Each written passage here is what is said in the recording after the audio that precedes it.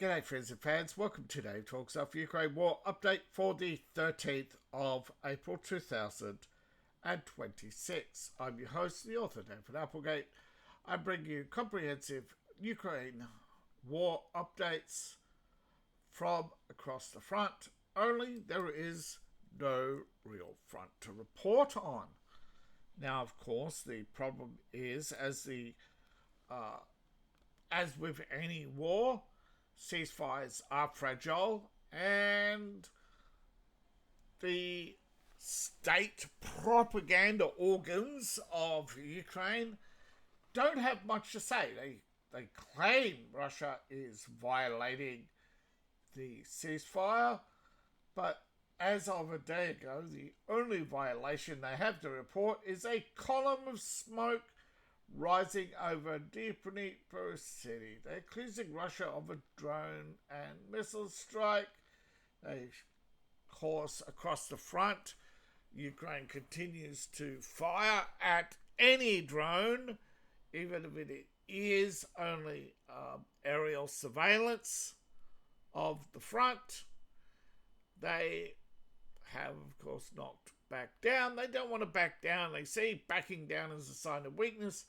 But yes, there are various reporters who accuse both sides of small arms fire across the front, but there's no reliable report. There's a drone which could have come from one of the many incidences across Ukraine where people have used drones to attack recruitment officers, and this is believed to be actually a fire in Dnipro city caused by such an attack. Then internal, not external.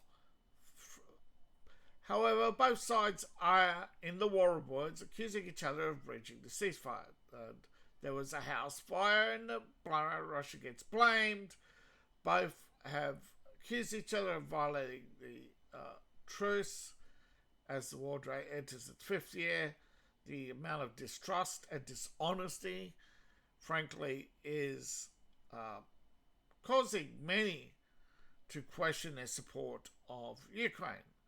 There is no support, almost no support for Russia in Europe, and I would not expect it to be any support. But the fact that Europeans do not even question Zelensky has, of course, come, European independence. It's cost Europeans everything. They just don't want to see it. This war is a huge economic boost for Zelensky. He gets to prop up his country to the tune of 150 to 200 billion a year at the expense of taxpayers who, for the fifth year, have high taxes, poor outcomes for elderly. But see, young Europeans don't feel the pain. They don't care the losses, as long as it's not them. That's why they celebrate the fact that Zelensky helped bring down Viktor Orban. Viktor Orban was voted out a short time ago. He conceded. Apparently, Magyar has 2/3 majority. Why did people turn against Viktor Orban? Because Ukraine threatened to keep up the fuel blockade. So people voted him out to appease Ukraine. And Ukraine's responded by saying they're not going to reopen the pipeline anytime soon, but they have lifted the travel restriction. Well, there's only one problem. While Ukraine no longer has a travel restriction on Hungary, no man is still allowed to leave without government permission anyway. And yes, this is the problem. Zelensky can interfere with elections in Hungary. He can threaten the leadership of Hungary. He can threaten Slovakia. He can threaten for not sending equipment. He can threaten Estonia, if they don't want to send equipment. He could do anything, and the Europeans still think he does no wrong. Now, as the ceasefire uh, came into effect, the US did try to get extensions to both sides to put this war on hold. In a few hours, it is believed that both sides will resume fighting. This truce did not last. This will not last. As I said, there are reports of small arms fire ready on the front lines. People are, in a high stress, highly unusual situation where Zelensky has pretty much given his army the green light to attack anything that moves as a violation of the ceasefire, and they have reported hundreds. But Russia has not launched any major attack. As been noted, there's been no missiles, taken to the air. The small gap in the fighting. However, Ukraine has attacked a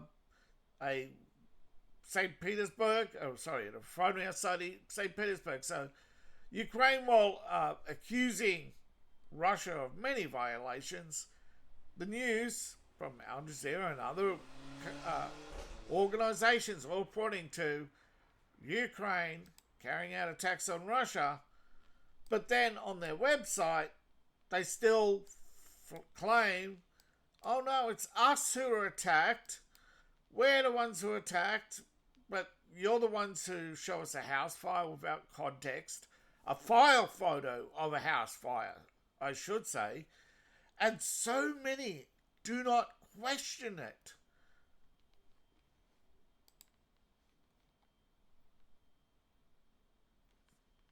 Yeah, AP. Ukraine emergency response to a house fire. There is no proof, right, that this was hit by a Russian drone or a Russian rocket or anything else.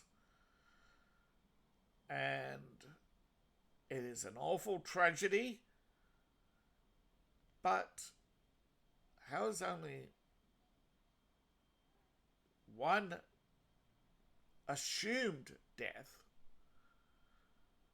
in which they cannot account for the house's occupant, but they can't produce the drone, right? Cannot produce the drone.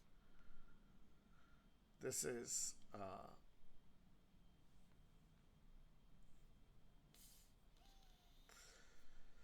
highly suspicious in a highly charged environment where the majority still believe everything Ukraine says without question, while they even report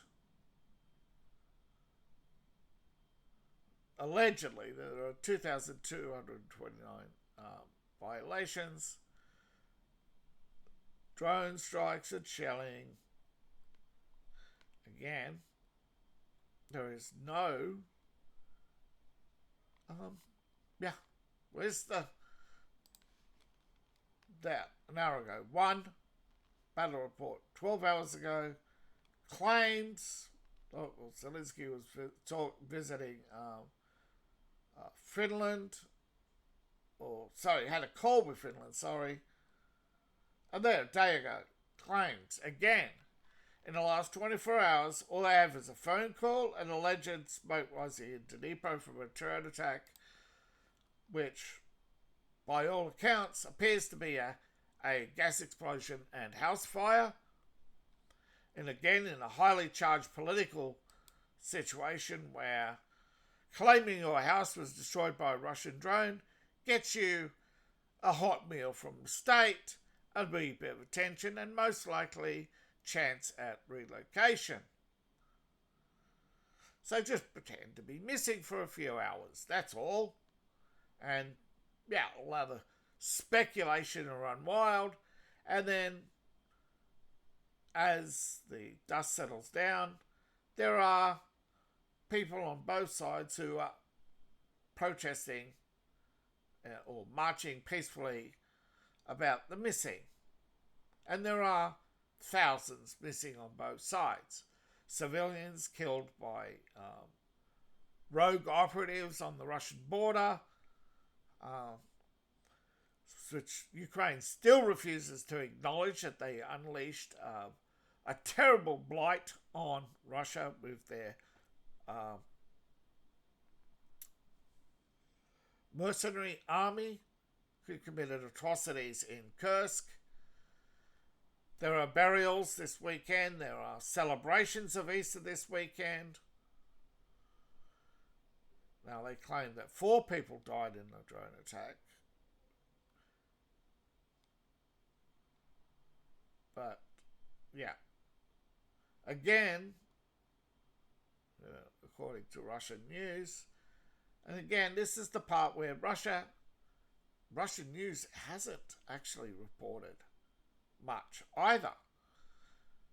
Basically, they're focused on Iran. Most of the Russian news has no story about Ukraine other than 2 days old about this. It is unusual. Russia isn't actually reporting any violations that Ukraine has carried out, which is unusual. And you think if they did attack the St. Petersburg refinery, big news. Again, it's not even on there. It's not even on the Ukraine. It's just, I expect within a few hours things will be different. They will open up on the front. This is just another day of the media struggling to fill the gap in information, struggling to come forward with any meaningful information. But we know America has talked to both sides, and it appears Zelensky isn't talking. Zelensky's off with phone calls with NATO, with Finland. NATO thinks it's going to be clever by trying to isolate America. And yet, increasingly, it appears, it is Europe is the one who is gearing up for war, Europe the one pushing for war, and Zelensky, the glue that's pushing. And we get it here in our country, in Australia. A lot of people support Zelensky. They think the sun shines out of his orifice. And they just cannot see the corruption, despite the non-stop allegations of fraud, widespread misabuse. It all gets excused as he's fighting for his freedom. No, he's not. He's fighting to expel ethnic Russians from their own homes because of a political decision by people who weren't Russian, but they were in charge of the USSR in order to basically control the Donbass, which at the time was an industrial center built by the Russians,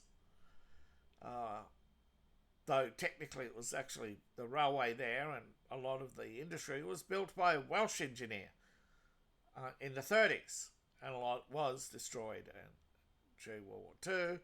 But there's nothing but Soviet-era legacy and hatred fueling this war, which won't go away because the Europeans never gave up on the Cold War. They never embraced Russia. They never embraced peace with Russia. Even right up to the Ukraine war, the European investment in Russia was weak. Europe, for some reason, wants to replace now, has spoken for quite some time about getting rid of NATO with the European army. And Trump said, fine, have it. European Security Commission, do it, please. we'll take back our army. We'll take back all our equipment. There's, half the army in NATO is American, and Zelensky says, "Oh, we'll replace that." With what money? You can't fight Russia without Western money. You can't fight Russia without Western equipment. And most of that Western equipment is bought from America, not from Europe. Europe cannot keep up with Russian production on missiles and drones. It's all America. The biggest winner in this, of course, is China. The sales of, but it's not significant. Won't charity? Look, Ukraine war, 127 billion, right? What's that? 10th of the US budget. Less than 1/10 of the Chinese budget. About 15-20% of the Russian budget. Ukraine is at 200% of GDP debt. Right? Its GDP's collapsing. They won't publish figures. They claim Ukraine is rising, Ukraine this, Ukraine that. But it's all weapons sales, which is artificial. Europe is trying desperately to prolong this war, to get ready to take on Russia, to build up the courage, to build up the consensus, to fool young people into throwing away their lives so Macron and all these others can cling to power for a few more years. Don't be fooled. Most people are reporting the ceasefire as holding. Most people recognise the fact that during a ceasefire there's going to be exchanges of gunfire by very angry as well as very confused and very frightened young men on the front who are going to be suspicious of any leaf that doesn't flicker right. The breeze. They're watching the leaves in the, they've got nothing else to do but watch the fields. And they see a blade of grass that isn't moving and they stare at it thinking if it's a Russian sniper or not, So the media is fueling fear all the time. I'm trying to filter out all the negative stories all the time. But this time it's the opposite. It's searching for stories that are going to give some sort of meaning, and it's sporadic. There's no confirmation that other than Ukraine's own words claiming they've attacked a Russian oil field in the last 12 hours, which again is still during the ceasefire. So the only confirmation we have of anyone breaking the ceasefire is Ukraine. Thank you for watching. Like, share, and subscribe. Please support the channel. Support me on Ko-Fi, Patreon, buy my books, buy my merch. Thank you, each and every one of you. See you in the next video. Bye for now.